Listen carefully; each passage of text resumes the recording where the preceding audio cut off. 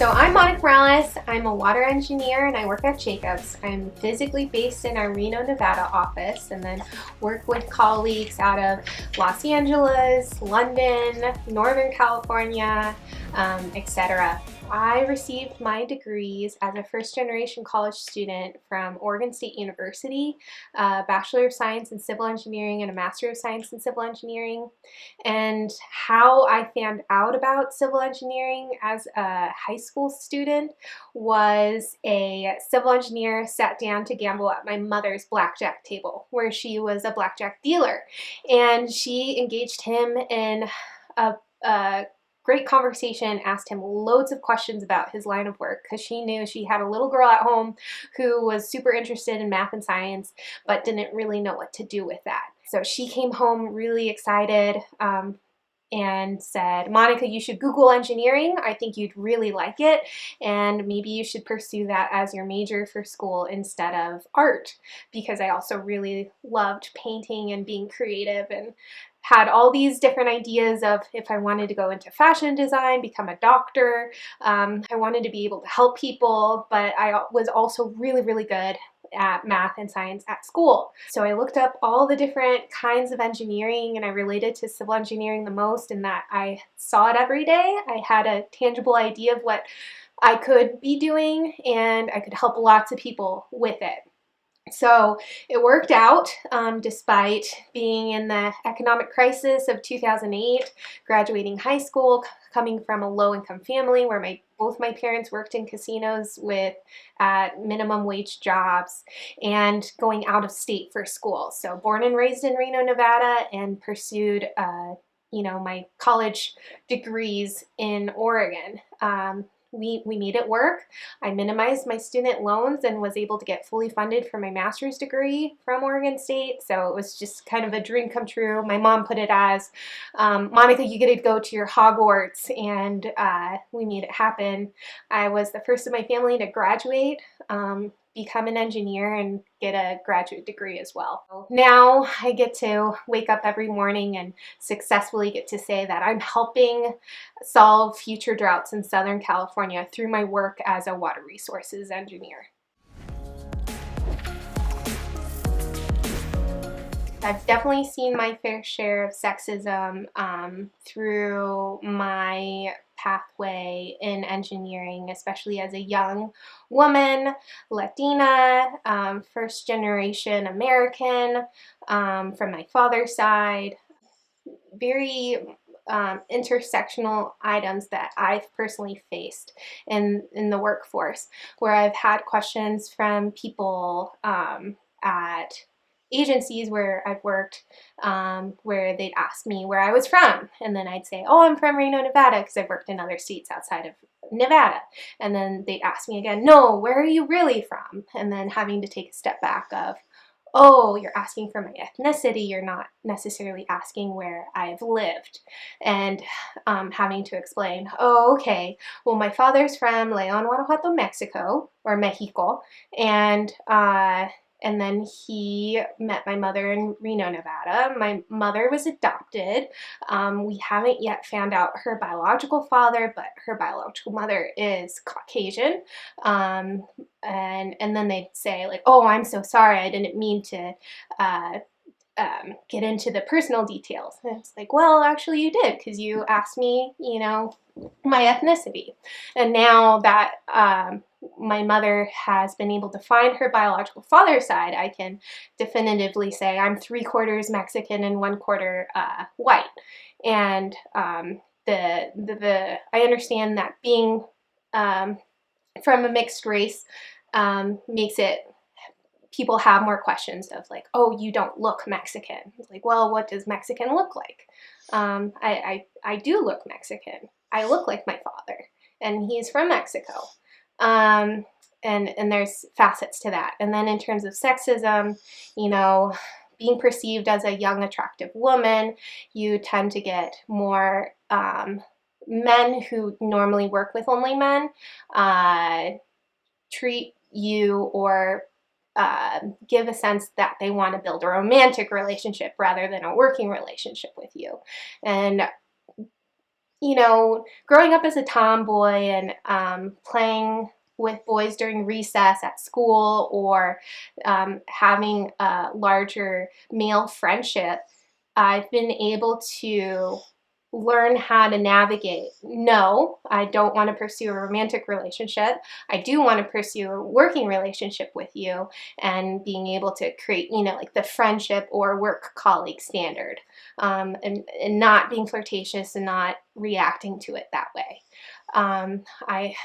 I would say that that's probably been one of the most uncomfortable positions I've been in, being a young woman in engineering, is having to navigate that while being respectful, and unfortunately having to be polite, despite others not treating you with the same respect or being as polite because they're trying to seek a romantic relationship, or testing the waters in that sense. So having to be the bigger person and navigate that is extremely difficult, especially when you're starting out in your career.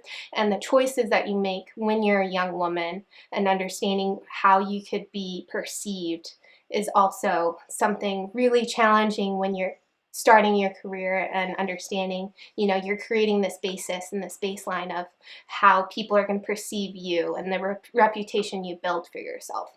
So it's very tricky. Fortunately, I haven't run against too many situations that they've escalated. And fortunately for me, it's been okay. I'm sensing not a great relationship here with this person who's not treating me very well. I can avoid them as much as possible, and focus on this group of people who do respect me and work well with me. I've also had close male colleagues who were great male allies. So it's really helpful when somebody else is able to kind of see the situation and help speak up for you. There are many instances where that could be the case, where, even if you aren't in leadership or management, but you are somebody with privilege, another white male in industry along with other men, you hear something sexist, racist, etc., that's unfair, and you help speak up for the person who identifies as any of those that aren't the majority in this male-dominated field. It's extremely helpful because, for one, I don't have to expend the emotional energy in order to say, this is wrong, this hurts my feelings, this shouldn't be stated. I should feel safe, in this working environment. If somebody else is able to step in and say all those things, it's just so helpful, where I don't have to expend that. And then also where somebody is able to establish, like, hey, this is not okay, then it creates, a more general fairness, or safe space for that working group. It sets the stage of, nah, don't do that around me. It's extremely helpful and extremely powerful. So anybody at any level, it helps when it's from management and leadership, but it can help from, peer-to-peer level. Anybody can speak up. And then I've also kind of made a promise to myself during the shutdowns, during the pandemic, of, if I see something, I'm going to speak up, especially if it's for somebody else, because I've been in too many situations where I wish I could have spoken up for myself, or spoken up despite being labeled a stereotype as the angry Latina, she's getting fired up and spicy, and not wanting to be labeled that, and just staying quiet. So instead, I made a promise to myself of, if I see something, or if I can stick up for somebody, I'm going to do that. So for people who've wanted to ever leave the profession or engineering, I've had to talk to a few people, thinking maybe engineering wasn't for them, and then help them realize, okay, is it just your office environment? Because office by office is usually very different within any company or agency. Is it the work you're doing? Is it your workload? Sometimes entry-level engineers can get overloaded with work, and then they feel like they have no time to themselves and they don't know how to say no. Or sometimes they don't like this specialty within engineering or civil engineering, especially since it's so broad, and they don't realize that they could quickly move to this different kind of field with the same skill set and items and experience that they've gained. So even if maybe you're not in the perfect situation, you can always change companies. You can always change environments, move to a different location, create the space that best fits you. I know my first career out of my college degrees out of grad school. It was ideally fantastic in terms of workload, but not ideal in location. And then I've had situations where I was in a better location, but the mentorship wasn't there. And then had situations in the same company where, this project was fantastic, but this project team was even better to work with. So you're able to navigate and create your, best fit situation. And it doesn't mean that leaving engineering is the solution. Sometimes you just have to create those little tweaks for yourself in order to create, that ideal work environment.